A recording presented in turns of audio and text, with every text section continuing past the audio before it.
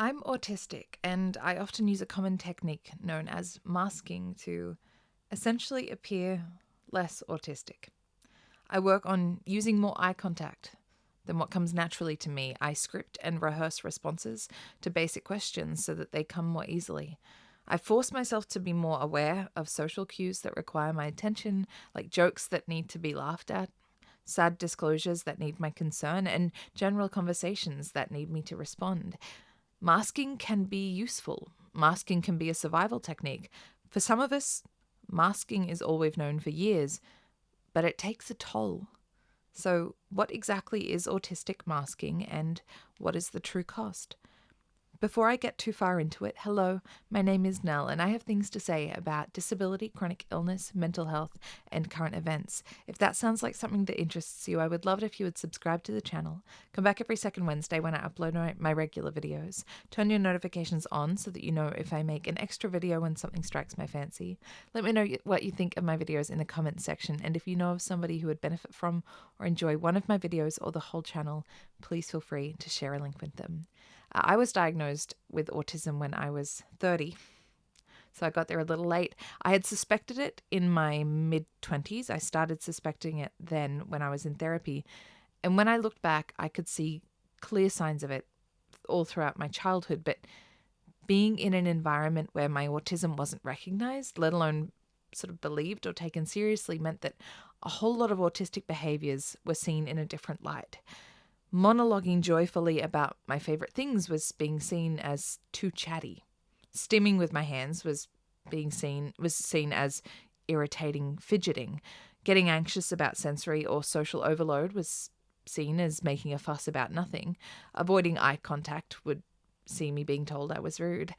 This was by parents and teachers who weren't primed to see the signs of autism in the 90s, especially in somebody who was a girl. I wasn't showing signs of autism as was recognized in boys. At school, the judgment was different when it came to my peers. Stimming wouldn't get me in trouble by a parent, but it would get me told that I was a freak. Having an episode of sensory overload would see me being socially ostracized. So I learned to mask. I figured out the behaviors that would see me get praise and not criticism. I also observed and essentially studied the behaviors of others and saw what got people accepted, or at the very least, what allowed them to fly under the radar of disapproval and bullying. And I mimicked those behaviors. Mimicking is another autistic technique where we see what is acceptable and we think, okay, I'll do that. I might not fully understand why I'm doing that, but I see that it's getting positive attention rather than the negative attention that I'm getting if I am just being myself. It was part coping, part survival, part learning how to navigate the world.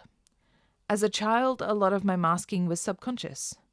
Part of me somehow knew that certain behaviors would receive better treatment, so that's what I'd do. As I grew up, it became more of a conscious practice. I'd go into social situations planning how to mask. I'd practice my eye contact in the mirror, trying to figure out if I'd look at one eye or the other eye or both eyes or wriggle my eyes and look in between them. That was always a hard one and I still don't fully understand it. I'd develop socially acceptable stims. Instead of clenching and crunching my fingers, or one that really irritated my dad was licking the inside of my mouth, I would put on lip balm a lot. Or I'd play with jewelry. That was stuff that I saw a lot of girls do, and no one seemed to have an issue with it. So I turned my stims into things that were socially acceptable and flew under the radar. I'd script and rehearse more autistic habits and techniques. If I was going to make a phone call, I would practice. Hello, my name is Nell, and I'm calling about the blank. Yes, yeah, that's the one. I'd even work in the ahs and the soft laughs so I didn't sound so stilted, so autistic. Masking can be incredibly helpful for self-preservation, but it can leave an autistic person wondering who they are. How would I have reacted in that situation if I wasn't so focused on not letting my autism freak flag fly? It can also leave you wondering how many people would still like you if you didn't mask. If, instead of being polite and responsive, you were blunt and direct, how many people would still think that you were a lovely person? Masking doesn't mean that you're a liar. It doesn't mean that you're fake. That's something that I really struggled with. If I was pretending so much, surely that means I'm a liar. But it's less about lying about who you are and more that you're dampening who you are until you know it's safe to share. And honestly, everyone masks, even people who don't have autism. People who don't have autism will still push down parts of themselves and highlight others depending on the company they're in.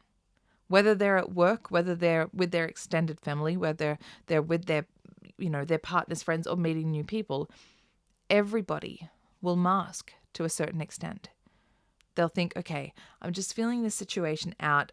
I don't think I'm going to tell those sorts of jokes when I'm with these sorts of people. That doesn't make them a liar and it doesn't make them fake. It just means that they are being careful about how much of themselves they share. And I had to come to that realization of going, okay, the fact that I really don't want to look this person in the eye, but I'm making myself look this person in the eye, doesn't make me a fake person. It just means that I'm trying to do something.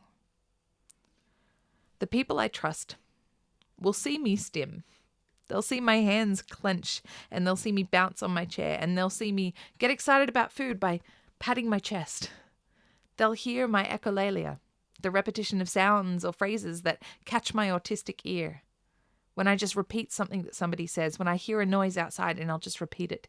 They'll see me be honest when I get sensory overload and I'll say, this is too much, I need to stop.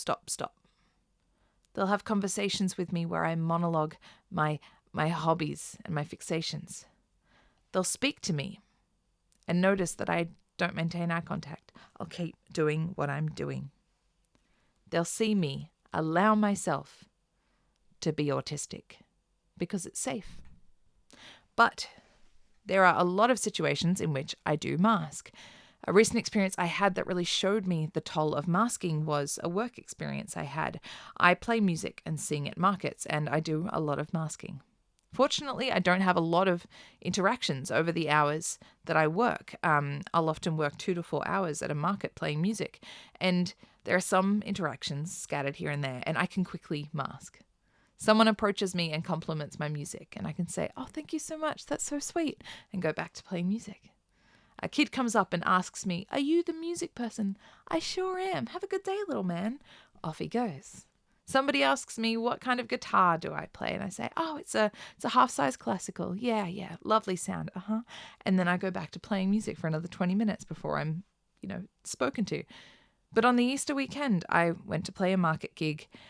And at the very beginning, the pickup in my guitar broke, which meant that it couldn't be amplified. I was playing entirely acoustic, which meant it was very quiet. A person from the committee of the market came up and approached me and asked me to turn it up. I apologized and explained the situation. Over the next 4 hours, at least 6 to 10 people, just people milling around, approached me and said something along the lines of, just wanted to say, your voice sounds lovely, but I'm not sure if you're aware that the guitar is very quiet. And so 6 to 10 times I had to explain, yes, I am aware. My pickup is broken. My guitar isn't amplified. I have major imposter syndrome, so as it is, I always think I'm not good enough. And I always think that I'm one mistake away from people finding out that I'm not good enough and that I'm just faking my whole career. And here I was, sounding like an amateur and feeling like people must think that I didn't know how to do my job. People also thinking that I didn't know what I sounded like. So every half hour, I had to pull on the mask, and instead of a quick platitude of, thank you so much, oh, thank you, that's lovely, I had to explain over and over why I was failing.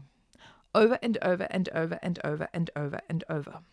When the last person approached me, he said, hey, I just wanted to mention something, and I literally just lifted up the guitar and showed him where it wasn't plugged in.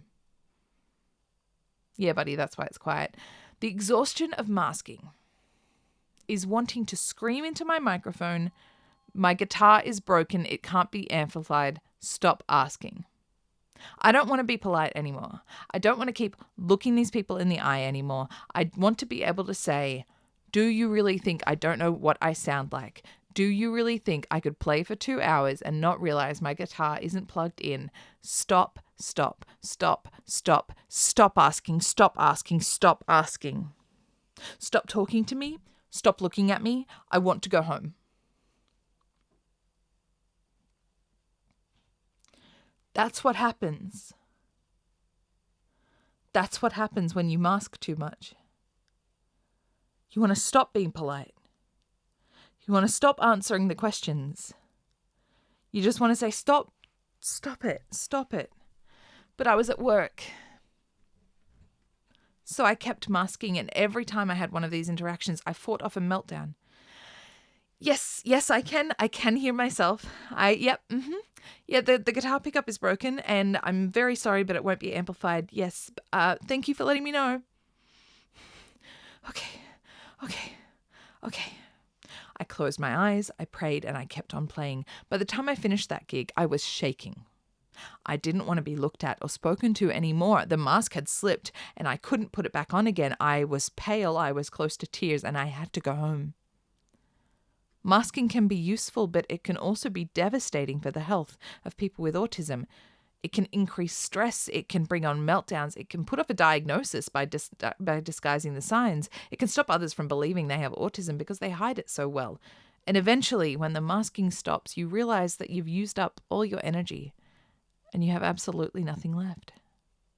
For those of you who have autism and you know that you mask in certain situations, please be careful. Because putting on that mask takes a lot of effort. Taking off the mask takes a lot of effort. And keeping the mask on takes a lot of effort. This isn't a neutral thing to do. This isn't a passive thing to do. This is an active thing. Every time you mask, this is an active thing you're doing. It's taking your energy. And sometimes we just got to be autistic, man. I've just started letting my echolalia freak flag fly. And when I mimic sounds, I'm just like, yeah, that's echolalia. And I do echolalia because I'm autistic. There we go. I've started a gaming group with my partner, and I call it Neurospicy because we have a lot of people with autism and a lot of people with ADHD and a lot of people that probably have both or none or something in between or undiagnosed. And it's a very safe place for people to be weird. And I encourage it. You don't need to mask that. If you don't want to have eye contact, if you want to monologue, if you want to make weird sounds, if you want to stim, that's okay. Because I don't want people to have to mask. Because I've been masking for 34 years and it's tiring. Because you just want to scream, stop.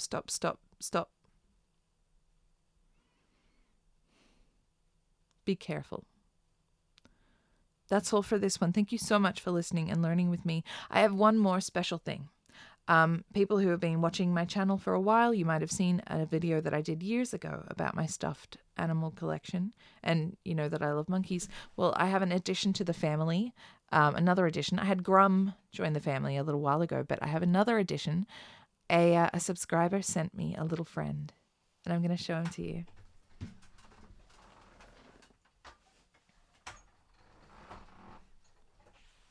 This is Postman Pat. He was sent to me by a wonderful subscriber, and he's very sweet. And he lives over there with Gerald now, so he's another study monkey, and he makes me feel very good because he just fits perfectly in my hands. And that's another thing. I don't mask the fact that I have stuffed animals, and I have one in my bag whenever I need one. Let's normalize that too. Let's normalize autism. Let's make it okay. Let's make it a safe space so masking is not necessary. Let's do that. Okay. Thank you so much for watching. Be safe out there and look after you. Much love. Bless.